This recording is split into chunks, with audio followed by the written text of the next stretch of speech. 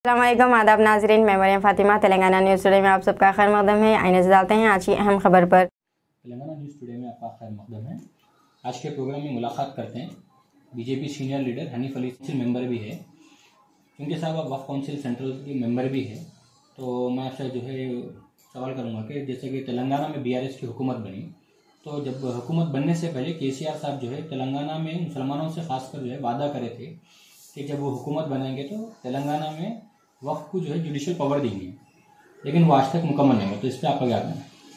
देखिए, आप कोई भी रियासत की हुकूमत को इख्तियारात नहीं है कि कमिश्नरेट बनाने का। पहली चीज़,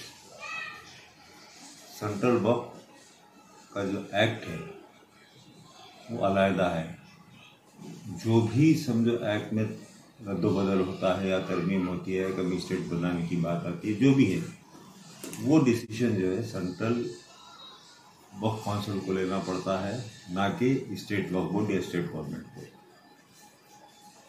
जो भी एक्ट बनता है वो सेंट्रल से बनता है, स्पेशल एक्ट है वो वक्फ एक्ट, तो उसी के तहत काम चलता है और उसी हिसाब से हर स्टेट को चलना होता है। तो केसीआर साहब हो या कोई भी रियासत की हुकूमत हो, वो कमिश्नरेट बनाने की बात किए हैं। ये मालूमात की जो कमी होती है, वज़ीर आला है वो, वज़ीर आला को सब चीज़ के मालूमात होने चाहिए। यानी सिर्फ आप अगर उठा के ये बोल देंगे कि मैं कमिश्नरेट बना देता हूँ, मैं ये कर देता हूँ, वो कर देता हूँ, तो पहले मालूमात की ज़रूरत है। तो मालूमात की कमी की वजह से ये बोले हैं। तो वह कमिश्नरेट बनाने का इख्तियार किसी भी रियासत की गवर्नमेंट को नहीं है कि किसी भी रियासत की वक्फ को नहीं है। जैसा कि केसीआर साहब जो है अभी 9 साल मुकम्मल हो गए हैं बीआरएस की जो हुकूमत जो बनी तेलंगाना में, उन्होंने मुसलमानों से एक वादा करे थे कि 12% रिजर्वेशन का, तो वो आज तक जो है वो भी जो है उनका वादा पूरा नहीं हुआ। देखिए, आप पहले तो टीआरएस की हुकूमत है, बाद में बीआरएस बनी, और रहा मसला अब वही फिर जवाब आता है जैसा आप कमिश्नरेट बनाने की बात किए थे। तो कॉन्स्टिट्यूशन में किसी भी मज़हब को, किसी भी मज़हब के नाम पर, चाहे वो मुसलमान हो, हिंदू हो, सिख हो, ईसाई हो, कोई भी रिलीजन, बेसिस पर रिजर्वेशन की गुंजाइश नहीं है। कॉन्स्टिट्यूशन में जो चीज़ की गुंजाइश नहीं होती है, तो कॉन्स्टिट्यूशन से देश चलता है और कॉन्स्टिट्यूशन से देश के स्टेट भी चलते हैं। तो जब एक कॉन्स्टिट्यूशन में गुंजाइश ही नहीं है कि रिलीजन के नाम पे, रिलीजन के बेसिस पे रिजर्वेशन हो सकता है। चुनाचे वाईएसआर की गवर्नमेंट थी, 4% 5% मुस्लिम रिजर्वेशन की बात कही गई थी, लेकिन जब कोर्ट को लोग चले गए, कोर्ट को जाने के बाद फिर वो सुप्रीम कोर्ट का एक डिसीजन था कि 50% रिजर्वेशन क्रॉस नहीं होना कहीं भी। तो 5% इन्होंने रिजर्वेशन दिए वाईएसआर, तो वो 51% हो गया था। तो फिर उन्होंने उसमें तरमीम करते 4% रिजर्वेशन किए और मुस्लिम का नाम निकालकर बैकवर्ड क्लास इकोनॉमिकली BCE, उसके तहत उन्होंने रिजर्वेशन दिया है। तो ये तो वाईएसआर की हुकूमत में हुआ, यानी कोर्ट को भी गए। और केसीआर साहब सियासतदान हैं, एक सीनियर पॉलिटिशियन हैं, आंध्र प्रदेश की गवर्नमेंट में मंत्री भी रहे, डिप्टी स्पीकर भी रहे, ये सभी रहे हुए हैं। तो इतनी मालूमात तो कॉन्स्टिट्यूशन की तो नॉलेज होना चाहिए एक सियासतदान को। चलो, एक आम आदमी को नहीं होती है कॉन्स्टिट्यूशन की, लेकिन एक सियासतदान को रहती है। और वाईएसआर की गवर्नमेंट में जब 5 से 4 हुआ, मुसलमान के नाम पे नहीं हुआ, BC के नाम पे हुआ, तो फिर इन्होंने 12% मुसलमानों को रिजर्वेशन पैसा दे सकते थे। तो ये मुसलमानों के साथ धोखा है, ये मुसलमानों के साथ धोखा है सरासर। जबकि आपको पता है कि कॉन्स्टिट्यूशन के हिसाब से आप लफ्ज़े मज़हब के नाम पर रिजर्वेशन नहीं दे सकते।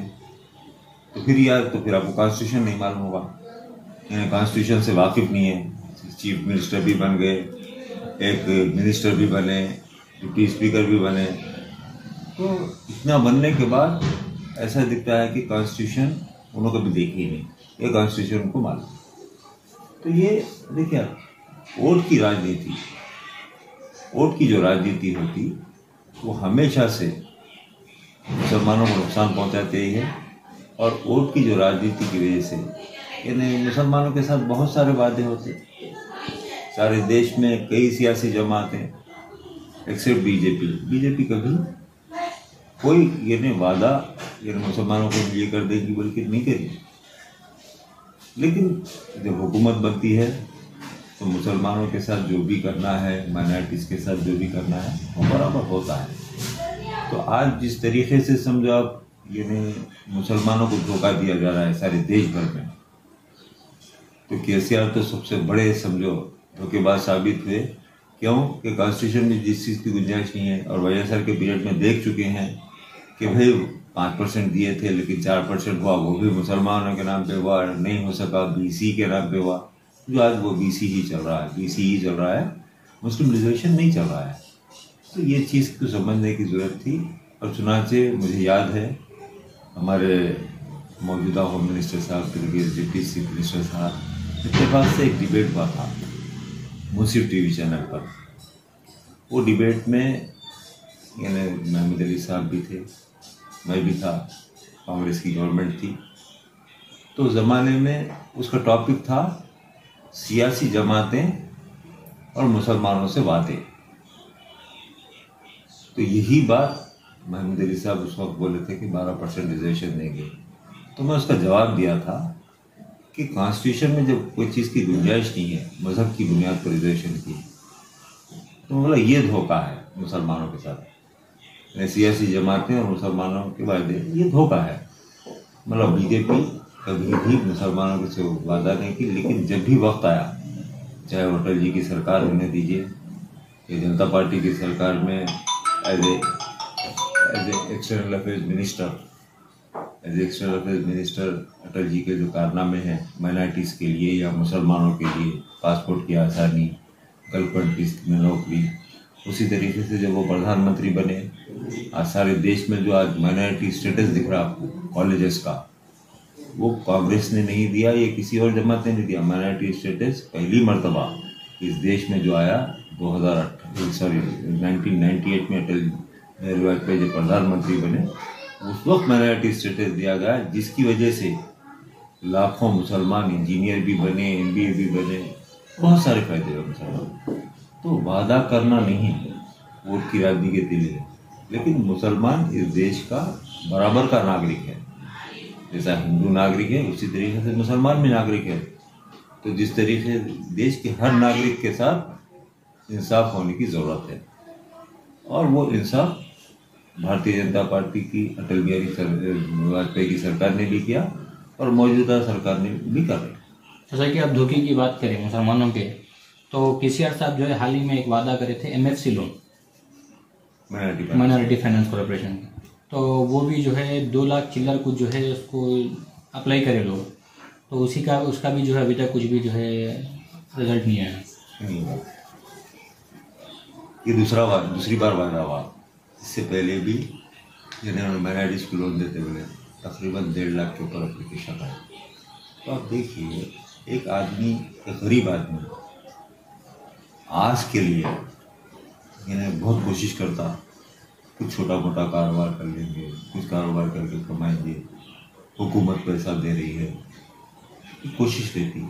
तो जब भी शायद 1.5 लाख के ऊपर एप्लीकेशन आए थे, तो अब आप देखिए एक आम आदमी जिसको मालूमात नहीं रहते, अब एजेंट तो पीछे लगे हुए रहते।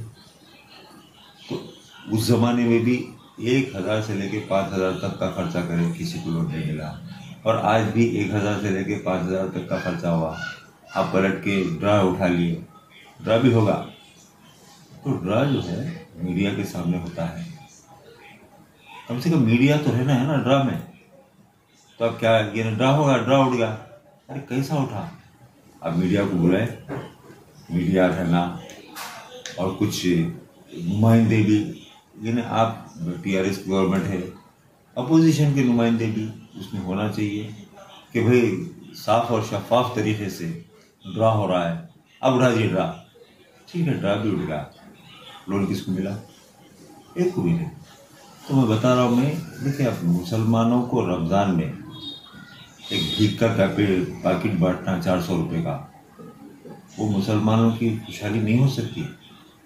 आप 400 रुपये का पैकेट दे रहे हैं जिसकी कोई क्वालिटी नहीं है कपड़े की, लेकिन वो गरीब जाके 1200 रुपये खर्चा करके सिलवाई कर रहा। कपड़ा 400 का है, सिलवाई 1200 की हो रही, और फिर कोई गारंटी नहीं है कि वो कब तक चलेगा।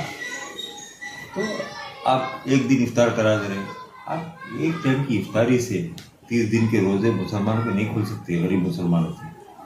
अगर आप बाकी सच्चे हमदर्द होते मुसलमानों के तो इफ्तार की ज़रूरत नहीं है आपकी। ये आप 400 रुपये की भीख के पैकेट की ज़रूरत नहीं है। आप एक महीने का जो मुसलमान कार्ड है उनका, उनके घरों पर यानी ईद का पैक तो पहुंचा दीजिए आप, ताकि तमाम महीना उन्हें खजूर से रोज़ा खोल सकते, शीरखुरमा बनाने का सामान दे सकते आप, फिर उनको चावल दे सकते, दाल दे सकते, बेसन दे सकते, जो रमज़ान में जो ज़रूरियात होती हैं वो अगर पहुंचा दिए, वो मुसलमानों के लिए काबिल कबूल है। ये आप एक दिन की इफ्तारी और भीख के 400 रुपये कपड़े ये मुसलमानों का मुस्तकबिल नहीं संभाल सकती, नहीं संभाल सकती। आज मुसलमानों से जिस तरीके से आप कर रहे हैं, कहाँ है स्कॉलरशिप्स, कहाँ है स्कॉलरशिप्स, और कहाँ है आरोग्यश्री? आरोग्यश्री चल रहा है कहीं नहीं है, कोई हॉस्पिटल लेने को तैयार नहीं है। भाई हॉस्पिटल कैसा लेगा? उन्हें आरोग्यश्री में इलाज कर रहा, आप उसका बिल पेमेंट नहीं कर रहे। कॉलेज वाला स्टूडेंट्स को पढ़ा, माइनॉरिटी स्टूडेंट्स को, लेकिन उसकी फीस नहीं पहुंच रही। कोई 1 साल करा, बेचारा फीस नहीं भर सकता था, खत्म, डिसकंटिन्यू होगी उसकी तालीम। तो जिस तरीके से मुसलमानों के साथ, अक़लियतों के साथ, गरीबों के साथ जिस तरीके से हुकूमत खिलवाड़ करी है, शायद प्रीवियस में ऐसी मिसाल आपको नहीं मिली। जैसा कि अब ऐसा स्कॉलरशिप्स का जिक्र करें तो केसीआर साहब कह रहे कि स्कॉलरशिप्स को लेकर था ओवरसीज, तो आप देख रहे हैं ना क्या है। तो लोग जो है काफी उसके लिए हर रोज व्हाट्सएप पे है, हर रोज न्यूज में है। अभी हज का मसला चल रहा था, हज का मसला चल रहा था, उसी बीच में लोग एहतजाज करने को पहुंच गए ओवरसीज स्कॉलरशिप का। वो भी शायद देखे होंगे, मीडिया में आया, मीडिया में मैं देखा, तो एक बच्चा बड़ा ये रिक्वेस्ट करा कि सियार साहब हमारी मदद कर दीजिए, हम घर भेजना पड़ेगा हमारा। तो देखिए आप करते हैं तो वादा कीजिए, नहीं करते हैं तो वादा करने की जरूरत नहीं। आस और उम्मीद बहुत बड़ी चीज़ होती है। आस और उम्मीद के हिसाब में समझो आप आदमी इन्हें, अरे भाई मेरे को मिल रहा ना, मेरे को इतना मिल रहा, थोड़ा बहुत मैं मिला लिया तो मैं कुछ काबिलियत हो जाएगी, ये आस होती है। आस देते क्यों भाई? जब आप आस को पूरी नहीं कर सकते तो आस मत दिया करो, मत दिया करो। देखिए तेलंगाना में बीआरएस जो हुकूमत कर दी, उनकी हुकूमत में जो है काफ़ी मस्जिद, काफ़ी आशिर खाने भी जो है शहीद हुए। उस पर आपका जो जैसे सेक्रेटरीट की मस्जिद का भी था मसला, और काफ़ी मस्जिदों के जो है मसले थे बीआरएस की हुकूमत में। देखिए आप, जैसा कि मस्जिद शहीद हुई, ठीक है, आपकी सेक्रेटरीट में आप ये बोले पहले मस्जिद तामीर होंगी, मंदिर तामीर होंगी, सब तामीर होंगी, उसके बाद सेक्रेटरीट बनेगा। सेक्रेटरीट तो बन गया, सेक्रेटरीट इतनी तेज़ी से बना तो मस्जिद क्यों नहीं बनी? आज तक बन रही है। पहले देखिए आप, कोई भी अच्छी शुरुआत जहाँ होती वो मजहबी चीज़ों से होती है। आप पूजा कराए, आप वो कराए कराए सब होती है। जैसे पार्लियामेंट का इनाग्रेशन हुआ तो जब फाउंडेशन रखा गया उस वक्त भी तमाम जितने हिंदुस्तान के मज़ाहब हैं उनकी पूजा, यानी कुरान खानी जो भी है, जितने यानी एक बैन मजहबी मुल्क है ये, तो वहाँ पर सबका हुआ। फिर जब पार्लियामेंट का इनाग्रेशन हुआ उसमें भी सब हुआ। तो सेक्रेटरीट में ऑलरेडी मस्जिद और मंदिर तो थी, 2 मसाजिद थे, 1 मंदिर थी। तो भाई आप अच्छी चीज़ की जो शुरुआत कर रहे हैं तो सबसे पहले तो आप मंदिर और मस्जिद को कंप्लीट करना चाहिए था, उसके बाद सेक्रेटरीट कंप्लीट होना चाहिए था।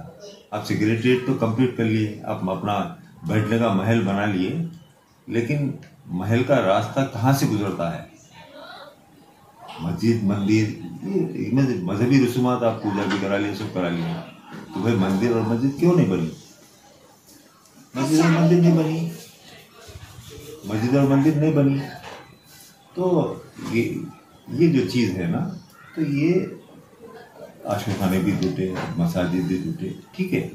आप कोई चीज़ भी अगर होती है, चाहे वो मसाजिद का हो तो, आशिर खाने का हो तो, मंदिर का हो तो, पहले आप इत्तेमाद में लेना चाहिए। शहीद नहीं हो सकती, वो शहीद होती है, दूसरी जगह बनती है। इस्लामिक कंट्रीज में भी ये सिस्टम है, लेकिन आप इत्तेमाद में भी तो लेना चाहिए। आप आए बुलडोजर लगा दिए, आप आए तोड़ दिए, ऐसा नहीं होता। इत्तेमाद में लीजिए और जो करना है डेवलपमेंट के मामले में वो कीजिए। लेकिन आप तो मसाजिद टूट गए, मसाजिद को शहीद कर दिए, आशुखाने तोड़ दिए गए, तो आप जब टूटे हैं तो फिर बनने भी तो चाहिए थे, बने गए मेरे, टूट जरूर गए। जैसा कि हमारे वक्फ बोर्ड के जो है काउंसिल मेंबर भी है सेंट्रल से, तो जो वक्फ बोर्ड को यहाँ पे जो नाइंसाफ़ी, मतलब जो नाइंसाफ़ी वक्फ बोर्ड के साथ जो हो रही, जो लापरवाही हो रही, जो करोड़ों की जो है वक्फ की जायदाद जो है खो दे रही, तो इसके लिए सेंट्रल से क्या चल रहा है? देखिए सेंट्रल जो है ना, देखिए सेंट्रल जो है एक अथॉरिटी है, ठीक है, लेकिन सेंट्रल जो है डायरेक्शन देती है, सेंट्रल काउंसिल हर स्टेट वक्फ बोर्ड को डायरेक्शन देती है, उसको इम्प्लीमेंट करना चाहिए। मिसाल के तौर पे सेंट्रल गवर्नमेंट है और स्टेट गवर्नमेंट को डायरेक्शन देती है। अब स्टेट गवर्नमेंट कितना सुन रहा? अब ये केसीआर साहब बार बार बोलते हैं सेंट्रल हमारे से 100 तलाश शुरू कर। आप पूरा रिकॉर्ड निकाल के देखिए, रिकॉर्ड आरटीए में तो निकल ही जाता है कि सेंट्रल से स्टेट गवर्नमेंट को कितना पैसा 9 साल में पहुंचा, देख लीजिए। वो तो बता रहे थे कि माइनॉरिटीज़ का जो है 40% जो है अमाउंट जो है वो कर दिए, कम कर दिए बोले। ठीक है, हम कम कर दिए, लेकिन हम दूसरे रास्तों से बढ़ा दिए। जैसा पीएम जन विकास योजना, उसमें 40% कम करे, 100% उसमें बढ़ा दिए। पीएम जन विकास योजना भी है हमारे पास, ये घरों की स्कीम है, या हॉस्पिटल बनाने की है, या स्कूल बनाने की, माइनॉरिटीज़ के लिए कॉलेज बनाने की, उसमें बढ़ा दिए ना भाई, कई गुना बढ़ा दिए। 40% ही कम कर दिए। ठीक है, हम 40% कम करें, 60% तो खर्चा कर रहे हैं, लेकिन आप 2000 करोड़ माइनॉरिटी बजट बोलते किसी साल 1550 करोड़ का बजट देते। आप आरटीए में रिकॉर्ड निकाल के देखिए कि अमाउंट रिलीज करेंगे तो खर्चा होगा। जैसा माइनॉरिटी स्कॉलरशिप का, ये माइनॉरिटी फाइनेंस कॉर्पोरेशन की देख लीजिए, 50 करोड़ था, 120 करोड़ हुआ, ना 120 करोड़ हुआ, ना 50 करोड़ हुआ। अमाउंट आएगा, देखिए अमाउंट जब ट्रांसफ़र होगा माइनॉरिटी डिपार्टमेंट को, तो माइनॉरिटी डिपार्टमेंट जब भी तो काम करेगा। आप बजट तो बता दे रहे मार्च के महीने में हम माइनॉरिटी को इतना बजट दिए, 9 साल में आप उठा के देख लीजिए हर साल कितना बजट यानी माइनॉरिटी डिपार्टमेंट को ट्रांसफ़र करे। आप 1550 करोड़ है ना भाई, आप ट्रांसफ़र कर दो ना माइनॉरिटी डिपार्टमेंट को, कर रहे हैं आप बमुश्किल 200-300 करोड़ रुपये ट्रांसफ़र होता आपका पैसा, बाकी का मार्च आ गया ख़त्म। तो ये खूब धोखा है। देखिए मेरी बड़ी लंबी सियासी ज़िंदगी है, बीजेपी में 43 ईयर्स होगा, मैं फाउंडर हूँ बीजेपी का। 1980 में बीजेपी फॉर्म हुई, जब से बीजेपी में काम कर रहा हूँ। तो सियासी तजुर्बा भी है, सियासी सूझबूझ भी है, और कई स्टेट के चीफ मिनिस्टर्स को भी देखा हूँ, देश के मुख्तलिफ प्रधानमंत्रियों को भी देखा हूँ। लेकिन स्टेट ये स्टेट में जो गवर्नमेंट है, ये जो स्टेट में गवर्नमेंट है, मैंने मैं पहली मर्तबा मेरे को देखने का मौका मिला कि ऐसा सीएम, यानी इसको अवार्ड दे सकते हैं, यानी बेस्ट सीएम का कई के लिए अवार्ड दे सकते हैं। हिंदुस्तान में कोई भी रियासत का इतना बड़ा झूठा सीएम मैं आज तक नहीं देखा मेरी पॉलिटिकल कैरियर में। मैं देखा ही नहीं, मेरी पॉलिटिकल कैरियर में मैं देखा ही नहीं इतना बड़ा झूठा सीएम। सिर्फ वादे हैं, बंजारा भवन का वादा होता, शादी भवन का वादा होता, अजमेर में रुबात का वादा होता, झाकीपुर की दरगाह के डेवलपमेंट के लिए 50 करोड़ का वादा होता। एक भी इम्प्लीमेंट बता दो आप मेरे को, कहीं नहीं है। वादे बहुत है, अमल जैसे कुछ दलितों को 10-10 लाख रुपए दे दूंगा, कहाँ दिए, कहाँ दिए? तो ये सब धोखा है। भाई आप एक सीएम के जबान से निकला हुआ लफ्ज़ समझो आप पत्थर की लकीर होता है, क्योंकि ऑर्डर है वो, गवर्नमेंट ऑर्डर है वो सीएम बोलने के बाद, या कोई मंत्री भी अगर जबान से निकालता है वो भी गवर्नमेंट ऑर्डर होगा उसके अपने डिपार्टमेंट का, यानी जो भी उसका पोर्टफोलियो है वो ऑर्डर है वो। तो जितने भी आप उठा के रिकॉर्ड देख लेंगे, मिनिस्टर अपनी जबान से बोलता है इम्प्लीमेंट नहीं होता, सीएम अपनी जबान से बोलता है इम्प्लीमेंट नहीं होता, खाली बस जबान से बोल देते हैं। जबान से पब्लिक के बीच में अगर आप कोई चीज़ बोलते हैं या मीडिया में कोई चीज़ बोलते हैं, वो समझिए ऑर्डर है, वो कहाँ हो रहा बताइए। आप देख लीजिए पूरे हर चीज़ में नाकाम है, हर चीज़ में, माइनॉरिटीज़ में नहीं बल्कि मेजॉरिटी के उसमें भी नाकाम है। अब आप देखिए यानी हिंदुस्तान की 3 तारीखी चीज़ें हैं, मैसूर का दशहरा, मुंबई की दिवाली, हैदराबाद का मुहर्रम। हाँ, मुझे यानी हर साल हमारे बंडारू दत्तात्रेय जी जो हरियाणा के गवर्नर हैं, नॉन पॉलिटिकल लेवल पे उन्होंने अलाई बलाई का प्रोग्राम करते दशहरे का, हमेशा हर साल करते, जिसमें टीआरएस के लोग भी रहते, कांग्रेस भी रहती, टीडीपी, आपके कम्युनिस्ट पार्टी, हर तमाम सियासी जमातें, क्योंकि वो नॉन पॉलिटिकल होता हो। तो उसमें मैं हमेशा देखता हूँ खास चीज़, यानी तेलंगाना की झलकियाँ, तेलंगाना की झलकियों में बोनाल का एक शो रहता उनका, बदकम्मा का एक शो रहता उनके पास, ये जो यादव ब्रादरी की तरफ से जो फुलगों को लेके जो फिरते हैं दशहरे के मौके पे, वो रहता उनके पास, और ये तमाम चीज़ों के साथ अलम भी बैठा हुआ रहता, क्यों, मुहर्रम। तो साफ जाहिर है कि ये हमारे स्टेट के, समझो जैसा हिंदू जो है इसको यानी पीर पंडुगा बोलते हैं, हम यहाँ हम गम मनाते, लेकिन उन लोग पीर पंडुगा बोलते हैं, यानी फेस्टिवल के हिसाब में सोचते। तो भाई जब यानी आज तेलंगाना स्टेट में मुसलमानों से ज़्यादा या कम्युनिटी से ज़्यादा किसी के हाथ में आशुर खाने हैं और जो मुहर्रम मनाते हैं वो हिंदू हैं, सेकंड नंबर पे सुन्नी आते, थर्ड नंबर पे शिया आते आशुर खानों के मामले में। आप देख लो तेलंगाना स्टेट में तकरीबन कुली कुतुब शाह 11,000 के करीब आशुर खाने बनाए, और वो आशुर खानों में यानी ज़्यादातर हिंदुओं के उसमें बड़े पैमाने में बनाते हैं। तो भाई आप बोनाल और बदकम्मा को बड़ा फंड इशू करते, बोनाल और बदकम्मा को बहुत बड़ा फंड इशू करते आप, और करना भी चाहिए क्योंकि स्टेट फेस्टिवल है। तो मुहर्रम को क्यों नहीं हो? प्रीवियस जो गवर्नमेंट गुजरे, चाहे वो कांग्रेस की हो या तेलुगु देशम की हो, मुहर्रम में बहुत बड़ा और सफिशिएंट फंड इशू होता था और बहुत अच्छे काम होते थे। लेकिन 9 साल में जब टीआरएस तेलंगाना बनने से पहले या तेलंगाना की हुकूमत बनने से पहले केसीआर साहब बार बार बोलते थे मैं सीएम बनने के बाद मुहर्रम ऐसा होगा वैसा होगा।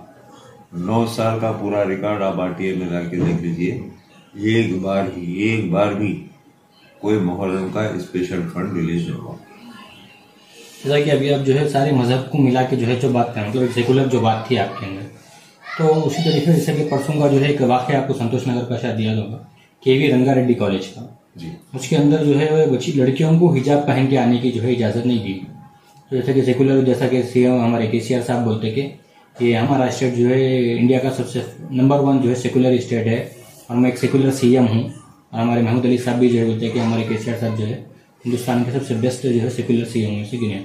उनकी हुकूमत में जो है इस तरीके से जो मुसलमान लड़कियों को पर्दे से रोका गया, ये क्या है? देखिए अब ये क्या है माना, अब हिजाब की जहाँ तक बात की, आप आज की तारीख में देख लीजिए, हिजाब मुसलमान बच्चियों से ज़्यादा आज हिंदू बच्चियाँ कर रहे हैं। अब जितने आप देखिए गाड़ियों पे, यानी उन्होंने पूरा समझो लपटे हुए, आप सिर्फ तिलक रहने से आप उनको पहचान सकेंगे कि ये हिंदू बच्ची है। तो बता रहा हूँ मैं कि हिजाब जो है हिंदुस्तान का कस्टम है, मुसलमानों का कस्टम है, हिंदुस्तान का कल्चर है। यानी हिजाब जो है ये इंडियन कल्चर है, ये वेस्टर्न कल्चर नहीं होता है। यानी अगर आप ढाँप रहे हैं अपने मुंह को, या बेहतरीन समझो हिजाब के हिसाब में आप लिबास पहन रहे हैं, तो ये तो इंडियन कल्चर ही है। तो यहाँ पर हिजाब पर मैं जहाँ तक समझता हूँ पाबंदी करना ही गलत बात है। ठीक है, एग्जामिनेशन हॉल में जब जाते हैं तो वहाँ पर आमतौर पे क्या है, तकरीबन जगह होता है कि भाई ये आप हिजाब में कोई चीज़ चीटिंग का मसला ये वो चलता है ना, तो उसके लिए रोकते हैं। लेकिन आप ये हिजाब की एंट्री नहीं देना, हिजाब वाले अंदर नहीं आना, तो ये बहुत बड़ा ये नहीं समझा, ये सेकुलर कंट्री है और सेकुलर कंट्री में इस तरीके की बातें मुनासिब भी हैं और होना भी नहीं चाहिए। और अब सेकुलर सीएम तो बोलते हैं, सेकुलर होंगी भी, लेकिन नज़र इसलिए नहीं आता क्योंकि कभी भी हम तो बदनाम हैं कि भाई हमला तो मुसलमानों के दुश्मन है। लेकिन हमारी जो एक्टिविटी है उसके बरक्स है। जब भी मौका आया, जब भी हमारी जहाँ भी हुकूमतें बनी, वहाँ पर हम मुसलमानों के साथ और माइनॉरिटी से साथ करें। अब एक मिसाल, उत्तर प्रदेश गवर्नमेंट किसकी है? भारतीय जनता पार्टी की है। और सीएम कौन है? आदित्य योगी नाथ है, जिसके ऊपर लेबल लगा हुआ है मुसलमानों का सबसे बड़ा दुश्मन लगा हुआ है। आप यूपी के मुसलमानों से पूछिए कि लोग सुकून में है नहीं, नंबर 1। नंबर 2, मुसलमानों के जितने भी बोर्ड होते हैं, चाहे वक्फ बोर्ड हो दो, हज कमेटी होने दो, माइनॉरिटी कमीशन होने दो, उर्दू बोर्ड होने दो, आप मौलाना आज़ाद का बोर्ड होने दो, तमाम के तमाम बोर्ड फुलफिल चल रहे हैं वहाँ पर। यहाँ पर माइनॉरिटी फाइनेंस कॉर्पोरेशन का चेयरमैन है, डायरेक्टर्स नहीं। उर्दू एकेडमी का चेयरमैन है, डायरेक्टर्स नहीं। अब वक्फ बोर्ड का तो पूरा जब तक के पूरा कंप्लीट नहीं हुआ, जब तक चेयरमैन ही नहीं बन सकता, वो मजबूरी थी। हज कमेटी का जब तक के पूरा कंप्लीट नहीं हुआ, चेयरमैन नहीं बन सकता, तो वो बस दो ही मुकम्मिल है आपके पास। माइनॉरिटी कमीशन है, उसमें भी 1-2-4 चल रहा। अब रिमेनिंग आप अगर देखेंगे, माइनॉरिटी फाइनेंस कॉर्पोरेशन में क्यों बोर्ड मेंबर्स नहीं थे? सेटलमेंट का चेयरमैन बनाए थे, बोर्ड मेंबर्स क्यों नहीं बने? डायरेक्टर्स क्यों नहीं बने? उर्दू एकेडमी का चेयरमैन बना दिए क्यों? आपके पास जो मुसलमान काम कर रहे हैं जिंदगी ये ने जी जान लगा के, उनको भाग देंगे आप, फिर आप सेक्युलर है। जिनके आप देख सकते हैं कि उनके जो एमएलएस है उसमें आपको जो है गिन चुन के 2 एमएलएस मिलेंगे। कौन से? टीआरएस पार्टी में तेलंगाना एक ही है, एक ही शकील जो बोधन आमिर शकील एक ही है। तो अगर टिकट भी एक को दिए, एक ही दिए। तो अगर इन्होंने फिर अगर सेक्युलर सीएम कहलाया जाए तेलंगाना में, तो फिर उन्होंने मुसलमानों को भी जो है इसमें सीट देना चाहिए। देखिए, ये इसका जवाब तो उन्होंने बखूबी दे सकते हैं, इसका जवाब उन्होंने बखूबी दे सकते हैं कि जब आप सेक्युलर बोलते हैं, यानी इमाम ज़ामिन हाथ पे बनने से या सर पे टोपी पहनने से हम खुश होने वाले नहीं हैं। प्रैक्टिकल वे में आप काम करके बताइए हमारा, जब हम खुश होंगे हम तारीफ भी करेंगे आपको। यानी एज ए अपोजिशन में बीजेपी में रह के भी आप अच्छा काम करेंगे, हम तारीफ करेंगे भाई। यानी भाई टीआरएस की गवर्नमेंट, हमारे सीएम अच्छा काम करे। देखो ये बीजेपी में हम है, अगर समझो अब मैं चूंकि हैदराबाद पार्लियामेंट में हूँ, अगर एमपी साहब यानी एमआईएम के हो, अगर अच्छा काम करेंगे तारीफ करेंगे, अगर गलत काम है तो हम बुराई बराबर करेंगे। एमएलए हमारा लोकल एमआईएम का है, अगर वो अच्छा काम करेगा तारीफ करेंगे। कॉर्पोरेटर एमआईएम का अच्छा काम करेगा तो तारीफ करेंगे। ये नहीं है कि सिर्फ हम एतराज करने के लिए या मुखालिफत करने के लिए नहीं है हम लोग। आप अच्छा कीजिए, हम अच्छा काम करेंगे। अब अच्छा कुछ करे क्या? फिर आप कोई अच्छा करे ही नहीं, आप तारीफ के काबिल है नहीं, क्योंकि मेरी जिंदगी में इतना बड़ा झूठा सीएम इन मेरी पॉलिटिकल लाइफ में मैं तो नहीं देखा। अगर तेलंगाना में बीजेपी की हुकूमत बनती है तो जो वादे मुसलमानों से जब करे जाएंगे या किसी से भी तेलंगाना की पब्लिक के साथ वादे होंगे तो पूरे करेंगे आप? मैं आपको पहले अल्फाज में ये बोल दिया कि हम मुसलमानों से वादे कभी भी नहीं करेंगे, क्योंकि हम मुसलमानों को हमारा वोट बैंक नहीं समझते हैं, बल्कि हम मुसलमानों को इस देश का बराबर का नागरिक समझते हैं। तो वादा करने का सवाल ही नहीं है। तो मैनिफेस्टो में तो होगा साहब आपके माइनॉरिटीज के लिए करेंगे या स्टेट के लिए ये करेंगे? सुनिए, यानी हम वो करेंगे जो केसीआर साहब नहीं करेंगे। आप देख लीजिए, वक्फ बोर्ड के प्रोटेक्शन के लिए भारतीय जनता पार्टी की सरकार क्या कर रही है वहाँ उत्तर प्रदेश में? पूरा बर्बाद होगा ना, नहीं कर रही है वहाँ पर खराब। पूछ लीजिए वक्फ बोर्ड के ये मुसलमानों से पूछिए, यानी आम मुसलमानों से एक इंटरव्यू ले लीजिए कि भाई योगी साहब जो है मुसलमानों का भला कर रहे हैं, बुरा कर रहे हैं, वक्फ प्रॉपर्टीज की बचाव का काम कर रहे हैं या वक्फ प्रॉपर्टीज को बर्बाद करने का काम कर रहे हैं, पता चल जाएगा। क्योंकि आपके पास जो ये यूट्यूब के चैनल्स के जो न्यूज़ आते हैं व्हाट्सएप ग्रुपों में, कहीं से कहीं तक सच्चाई नहीं रहती। सच्चाई वहाँ के मुसलमानों से पूछने से मालूम होगी। यहाँ बैठ के आप पुरानी वीडियो डाल देते, वो होगा ये होगा, अरे कुछ नहीं है वहाँ पर। आज मुसलमान जो है बहुत ही सुकून के साथ, इज्जत के साथ और ज़िंदगी बसर कर रहा है उत्तर प्रदेश में। मुसलमान बिना खौफ के ज़िंदगी बसर कर रहा है। प्रीवियस गवर्नमेंट में खौफ में डूबे हुए रहते थे। आज ये जितने माफिया थे, बाहुबलियाँ थे, पूरे समाप्त हो रहा है।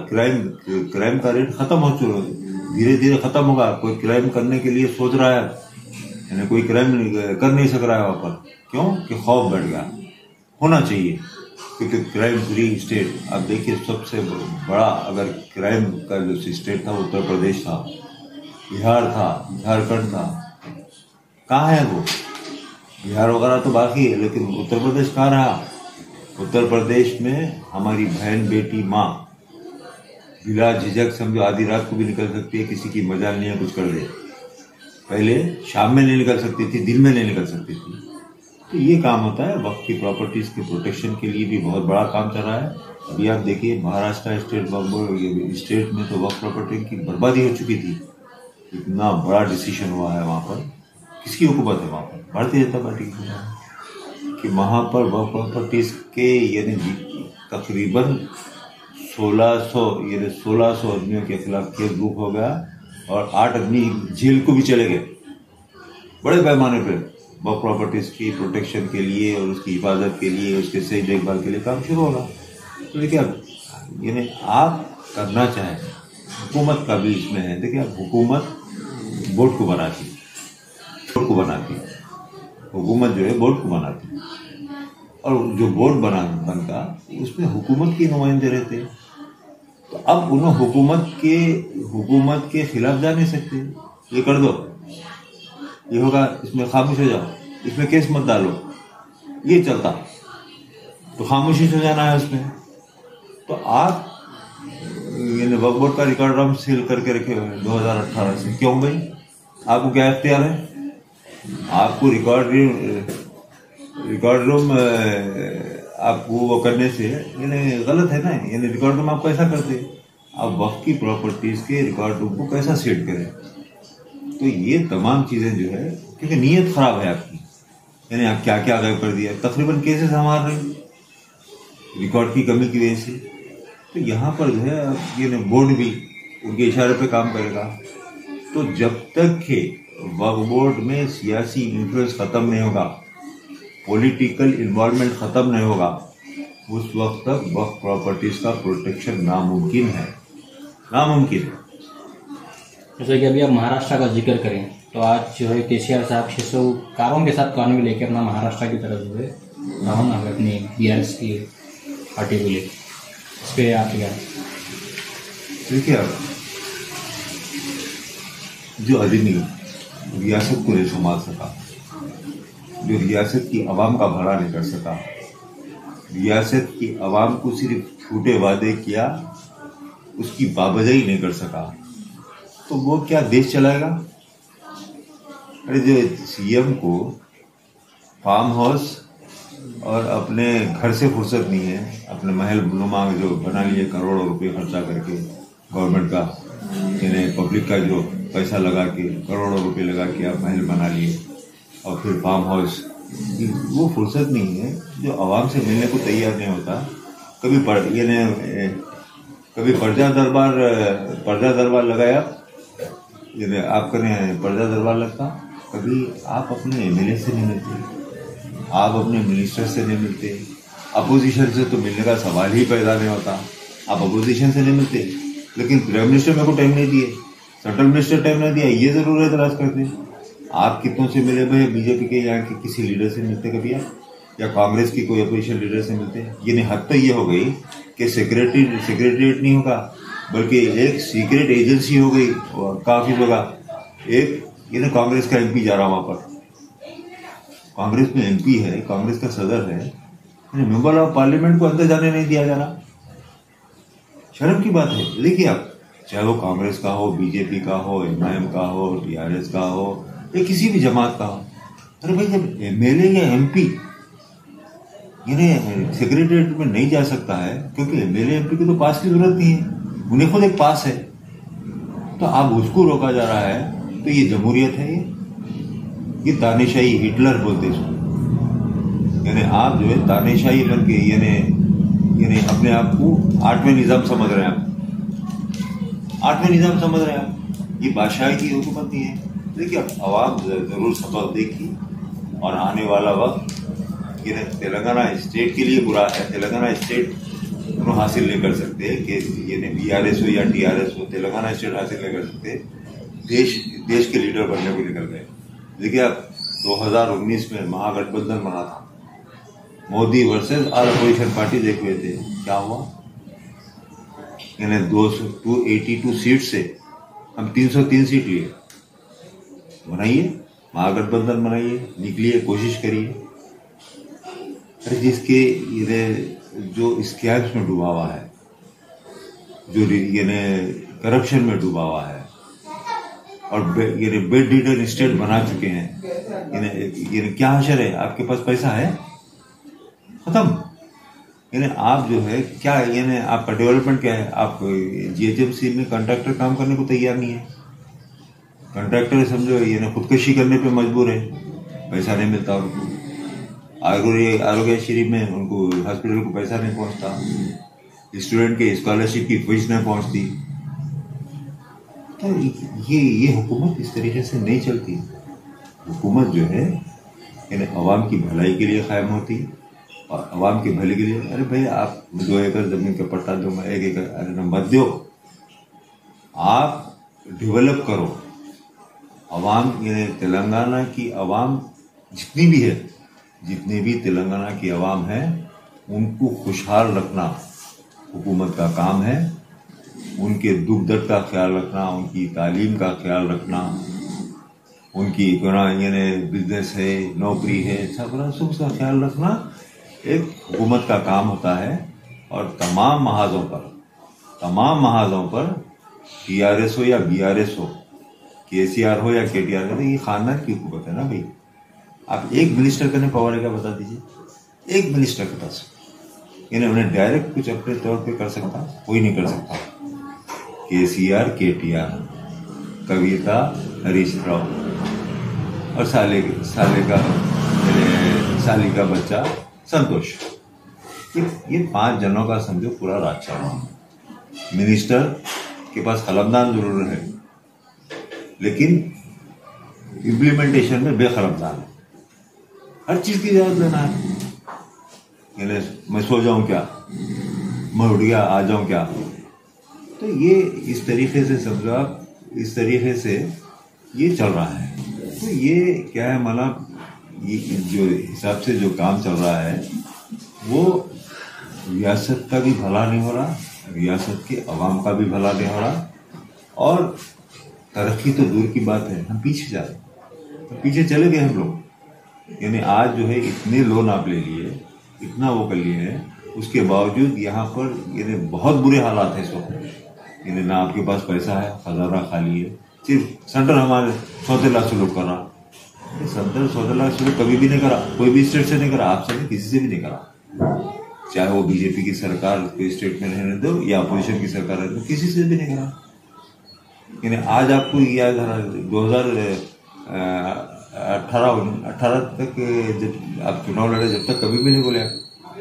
अब जो कि बीजेपी पावरफुल हो गई, आने वाला वक्त बीजेपी का है, बीजेपी की सरकार बनने जा रही है तेलंगाना स्टेट में, तो बड़ी बेचैनी में है। और वो बेचैनी से समझो तेलंगाना चले गए आप तो चलो हिंदुस्तान में कहीं ना कहीं आप ये नहीं मिल रहे, आप टोटली यानी आपको कौन पहचानता? सवाल ये है मेरे को, नेशनल लेवल पे क्या पहचान है आपकी? कोई पहचान नहीं है। और दूसरे अपोजिशन पार्टीज के जो लीडर है नेशनल लेवल पे को, यानी केसीआर को समझो आप, यानी आप जाके अगर केसीआर को पहचानते क्या पूछो आप? दिल्ली में पूछो, आप उत्तर प्रदेश में पूछो, मध्य प्रदेश में पूछो, राजस्थान में पूछो, कौन है पूछते? कौन है ये? अरे भाई तेलंगाना का सीएम, अच्छा क्या नाम है उनका? तो ये है ये, यानी आप यानी कई लोग मेरे से पूछते हैं आपके तेलंगाना स्टेट के चीफ मिनिस्टर का नाम क्या है? कौन है वहाँ चीफ मिनिस्टर? किसकी गवर्नमेंट है? कौन सी पार्टी की है? तो ये देखो आप यानी स्टेट के हद तक महदूद है आप, बहुत से बहुत आपको ज़्यादा से ज़्यादा, चूँकि आंध्रा तेलंगाना अलग हुआ तो आंध्रा पहचान लेता आपको, पड़ोसी रियासत है, चलो कर्नाटक में थोड़ा आपकी पहचान है, साउथ इंडिया में कुछ स्टेटों में आपकी पहचान है। अगर आप साउथ इंडिया से हट गए, वेस्ट ईस्ट नॉर्थ में केसीआर को किसी को नहीं मालूम, तो महाराष्ट्र को गए हैं, चलो हमारी भी समझो नेक तमन्नाएं हैं उनके साथ, उनको तरक्की करने के लिए, लेकिन तरक्की नेक तमन्नाओं के साथ ये भी बोलूँगा, नेक तमन्नाएं बेफजूल जाएंगी मेरी, इसलिए कि वो नेक तमन्नाएं अवाम उनके साथ नेक नहीं है, अवाम की नेक तमन्नाएं उनके साथ नहीं है, मेरे एक रहने से कुछ होने का नहीं। जी बहुत बहुत शुक्रिया निखिल साहब। फिर बात दीजिए अब इजाज़त, मिलते हैं अगली खबर के साथ। तब तक के लिए हमारे चैनल को लाइक, शेयर और सब्सक्राइब करना ना भूलें।